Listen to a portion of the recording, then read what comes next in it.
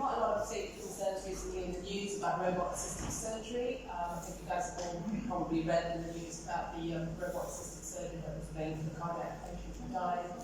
There's been quite a lot of news stories about injuries that have been caused by using robots, and there's potentially people who have been in jail about potential deaths in robotic theatres. Now, the reason for that is we've got a complex system of surgeons and machinery requiring technical and non-technical skills. There are very, very few guidelines to mitigate risk, actually probably almost no guidelines in robotic urology surgery. And so the simulation was the ideal tool for us to actually create a guideline, but also prospectively analyze risk and try and reduce any kind of risk to patients in our theatres. So what we did was we got together a couple of years ago and we created a high-fidelity point-of-care multidisciplinary cardiac arrest simulations in robotic theatres. So we followed a baseline simulation with some structured debriefing and training, which emphasized safety and hazard analysis. And the guideline that you'll see was also refined using the simulation. We then tested the guideline again a couple of times and had more modifications to pathways. We then followed up the simulation with an 8-month simulation, again with the exact same team to look at retention of skill.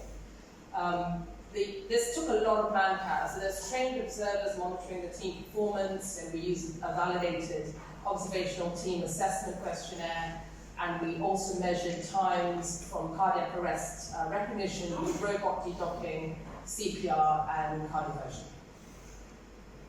So this is a video that's it's about 10 minutes long, but we'll just flick through it quickly for you guys to see what we're doing. So as you can see, when they come in, the clinical team they've been told they're going to run a simulation, but we book the theatres, and you can see it's a simulation patient. Is that okay? So this, as you can see, we start off with a setup.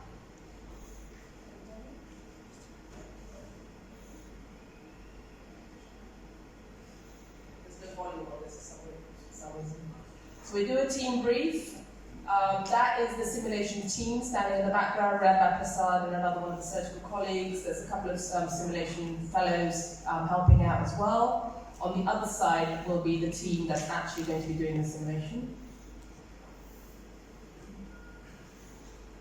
Yeah, just there's no volume, I don't know. I can hear it. That's okay. I mean, it's mainly for the fact, so as you can see, we're in the robotic theatre, we've got a mannequin that's all set up with ports. So when it comes down to doing the sim, the team docks the robot as they would with a patient, and then they carry on and do some manipulations that we can then see. When there's a cardiac arrest, we just have a look. You can just forward it, you'll see that Megan will, at the moment of cardiac arrest, we then time the minute they recognise the cardiac arrest to the robot being de-docked, and then the CPR starting, and then the DC cardioversion. I'm sorry there's no volume on this, but we'll just move on then. As you can see, so they have to do CPR. So it's all done in as much of real time as we can. We don't speed anything up during the simulation. We let them actually carry on as they normally would. Okay.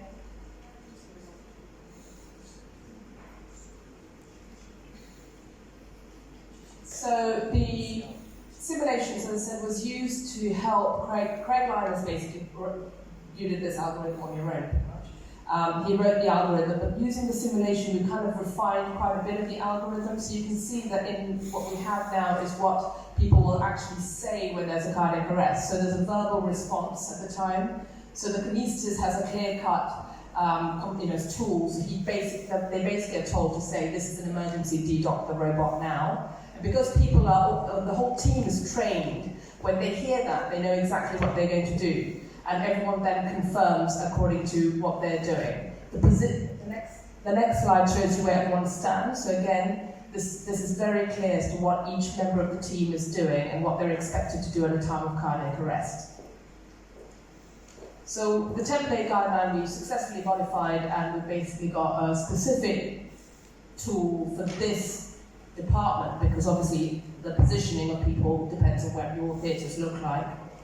The simulations we found correlated with improvements in time to interventions, and the OTAS scoring improved for the surgical and the anaesthetic team. So if you look at time to specific interventions, before we had a baseline, this is in seconds, so at baseline you got 40 seconds for dedocking, 101 seconds to CPR, and 302 seconds as baseline before any training was done. After training we get down to 25 seconds for dedocking, 48 seconds to CPR, and quite a big jump to cardioversion, so from 302 seconds to 86 seconds. Retention at 8 months is pretty good. We've got 40 seconds at dedocking, 69 seconds at CPR, and 189 seconds to cardioversion. So this was quite a novel approach to designing guidelines using simulation iteratively to test the guideline. By repeating the simulations, we were identifying latent risks, and we addressed them to mitigate any kind of further impact. This helped us clearly develop the guideline for this local environment and hopefully continue training. All the simulation correlated with improvements in team performance and with a significant reduction in time and delay to the interventions that were required. We will be testing everyone again at yearly intervals because we found that the retention scoring was pretty good. So I don't think you'd need to do a simulation every 6 months, but I think about 1 year is pretty much what most research suggests, that you do need to do this training to retain training. And that's it. Sorry about the video.